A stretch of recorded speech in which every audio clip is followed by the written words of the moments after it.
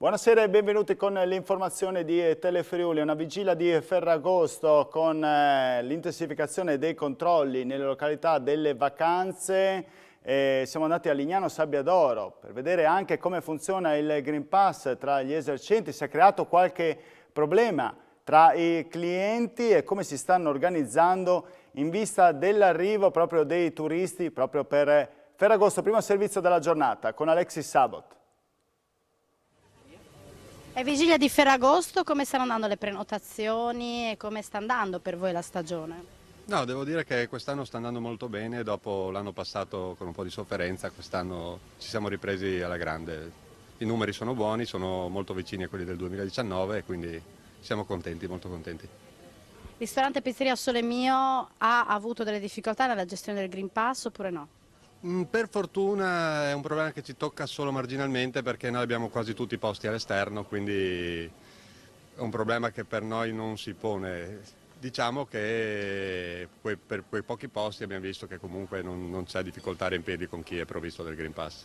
La stagione è partita abbastanza bene, adesso ci troviamo un attimo in difficoltà con le prenotazioni perché ci sono tante persone che vogliono prenotare, però diciamo che su 5 persone uno non ce l'ha il Green Pass e quindi rifiutano di venire dentro, cioè non è che li facciamo entrare, quindi siamo un po' penalizzati, diciamo. Il nostro locale è fatto di 20% all'esterno e 80% all'interno, quindi è calato un po' il lavoro. Io dal 6 di agosto non prendo più le prenotazioni finché non vedo le persone che mi mostrano il Green Pass per farli entrare. Il Green Pass vi ha messo qualche difficoltà? Sì, qualcuna sì, perché tanti ragazzi non ce l'hanno e quindi noi abbiamo dei posti alti all'ombra durante il pranzo, mentre al sole quelli bassi e di conseguenza ci sono pochi posti a sedere. Si riempiono le scalinate davanti, però tanti ragazzi non avendolo vanno via anche. Sì, purtroppo sì. E il Green Pass richiama inevitabilmente la questione vaccini con il buco nero dei cinquantenni, ovvero quella fascia d'età che ha deciso anche di non immunizzarsi.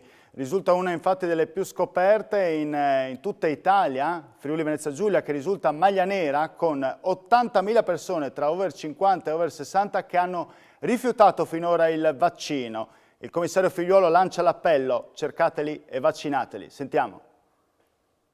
Friuli Venezia Giulia maglia nera nella fascia d'età tra i 50 e i 69 anni. I dati sulle somministrazioni delle dosi dei vaccini mettono in luce uno dei buchi neri di questa campagna, ovvero quello dei cinquantenni sempre più restii a immunizzarsi. In regione circa il 27% non ha ancora deciso di sottoporsi alla profilassi, mentre solo il 68% si è vaccinato completamente, un dato di 5 punti in percentuale inferiore alla media italiana. Vanno meglio, seppur di poco, i sessantenni con il 75% dei vaccinati rispetto all'81% della media italiana. Complessivamente sono 85.000 gli over 50 non immunizzati, mentre in Italia sono circa 2 milioni, con il commissario Figliuolo che invita le regioni a cercarli e a vaccinarli. E la situazione non sembra migliorare. Agli hub allestiti dalla regione si presentano mediamente 600 over 50 al giorno, doppiati dalla fascia d'età tra i 12 e i 19 anni, mentre rispondono molto bene gli under 30, tra i migliori in Italia. Complessivamente il 58% della popolazione friulana ha completato la campagna vaccinale, in 700.000 hanno ricevuto almeno una dose di siero. Ma stando così le cose, l'immunità di gregge, ovvero la fatidica soglia dell'80% di persone immunizzate, appare sempre più allontanarsi. Nel periodo primaverile si parlava di agosto. Oggi, vigilia di Ferragosto, il discorso appare rimandato a ottobre. E oggi in Friuli Venezia Giulia su 4.503 tamponi molecolari sono stati rilevati 93 nuovi contagi con una percentuale di positività dello 2,0,7%.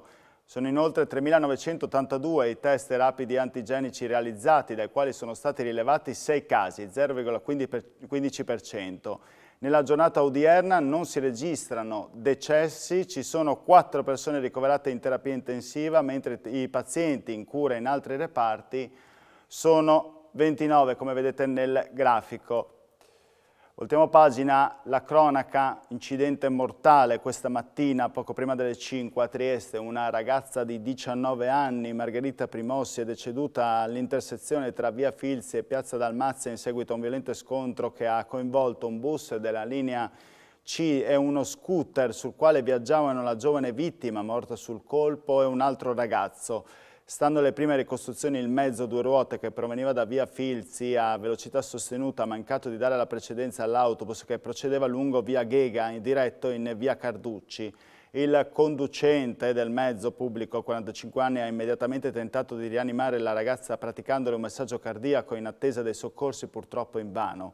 L'autista è stato anch'esso condotto all'ospedale di Cattinara sotto shock, ferito ma non in pericolo di vita anche il ragazzo, l'amico della vittima. Il presidente di Trieste Trasporti, Pier Giorgio Luccarini, e l'amministratore delegato Aniello Semplice, insieme con tutti i collaboratori, con una nota hanno comunicato il loro cordoglio alla vittima, alla famiglia della vittima. Voltiamo pagina, ci spostiamo a Marano, dove diventa sempre più grave la situazione dei dragaggi, con imbarcazioni che non riescono a attraversare il canale e rischiano anzi di incagliarsi. Questa mattina un corteo di 100 barche è partito proprio dal porto di Marano per passare davanti al porto di Lignano per protesta. Sentiamo. Più di un centinaio di barche questa mattina sono salpate da Marano verso Lignano. A organizzare la manifestazione con lo slogan "Basta Pantan, Draghemo Maran", i pescatori della cooperativa San Vito ed i portisti della nautica Porto Maran, il consorzio nautico maranese, assieme al consorzio Molluschi, l'azienda di pescaturismo Gentilini, Valdicoltori, le barche turistiche, l'associazione sportiva nautica maranese, l'Asso Nautica Mura e la compagnia dei Casoneri, con il comune di Marano, giunti ormai allo stremo dopo tante promesse mai mantenute. Il grido di allarme che stiamo mandando passi veramente a tutti i livelli istituzionali, perché non stiamo rivolgendo questo messaggio solamente alla Regione, lo stiamo rivolgendo al Governo, al Parlamento, perché si faccia una modifica normativa che sblocchi una volta per tutte i dragaggi in porto a Marano, perché al momento attuale siamo veramente bloccati. La seconda cosa che chiediamo è, nel frattempo, che ci sia questa modifica normativa che tolga, diciamo, un po' il pantano dell'interpretazione di questa norma, un intervento urgente in porto, perché non possiamo più aspettare la prossima stagione ormai. Parliamo ancora di occupazione, di lavoro. Il bilancio dei sindacati alla vigilia di Ferragosto preoccupano, nonostante la ripresa, i volumi elevati della cassa integrazione con 36 milioni di ore solo in Friuli Venezia Giulia da gennaio a giugno, e sempre in questi primi 6 mesi 12 infortuni mortali appunto che si sono verificati. Sentiamo William Pezzetta. William Pezzetta, uno dei problemi che rimangono è quello degli ammortizzatori sociali. Sì, purtroppo nel mese di giugno, contrariamente all'andamento degli ultimi mesi primaverili, c'è stata una recrudescenza dei dati del ricorso alla cassa integrazione. In totale, tra cassa integrazione e ammortizzatori in deroga, abbiamo qualcosa come 7 milioni di ore, che è un dato ovviamente molto eclatante. Guarda caso coincide anche con lo sblocco dei licenziamenti. Ora, dare una valutazione se cosa questo significhi, se è solo una questione momentanea o strutturale, io credo che ne capiremo meglio nei prossimi mesi, soprattutto quest'autunno, anche rispetto a tutto il tema del costo delle materie prime e quant'altro. Certamente quello che noi diciamo, e l'abbiamo anche ratificato dalla Regione, è che bisogna sostenere l'economia, come anche il governo italiano, e anche attraverso i contributi e ovviamente gli incentivi che vengono dati, ma soprattutto rivolgerli a quelle realtà che creano occupazione, per cui incentivi ma con dei vincoli. Tanti infortuni sul lavoro. Questa è la nota fortemente dolente. Noi abbiamo un tasso di infortuni molto alto, tra i più alti d'Italia quest'anno qua, come crescita. Abbiamo purtroppo 12 infortuni mortali, ed è un dato che quasi eguaglia a quello di tutta l'annata del 2019. Su questo purtroppo c'è ancora tanto da lavorare. Noi abbiamo attuato e col Covid hanno funzionato i protocolli della sicurezza sul contagio. Noi dobbiamo rafforzare questa via qua, oltre ovviamente quella dei controlli e delle assunzioni di personale per la vigilanza, gli organi ispettivi, ma anche un maggior rapporto e una maggior sinergia tra le parti sociali. Abbiamo fatto degli accordi importanti anche in quell'esempio di Pordenone, verso dei percorsi che vanno verso formazione anche scolastica, perché secondo me un giovane quando entra nel mondo del lavoro deve avere conoscenza e comunque cognizione effettivamente dei temi legati alla sicurezza.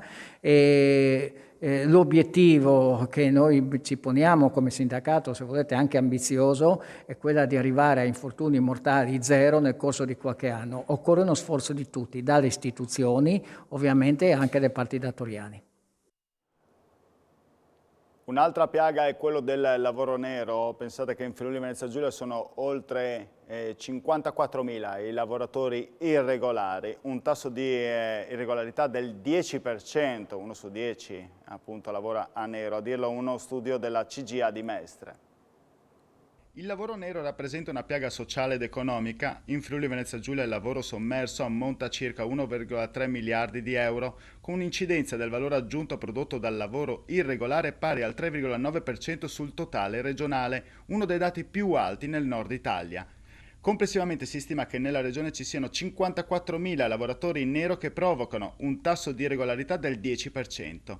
A livello nazionale l'ufficio studi della CGA di Mestre stima in poco meno di 3,3 milioni di persone che quotidianamente per qualche ora per l'intera giornata si recano nei campi, nelle aziende, nei cantieri edili o nelle abitazioni degli italiani per esercitare un'attività lavorativa irregolare.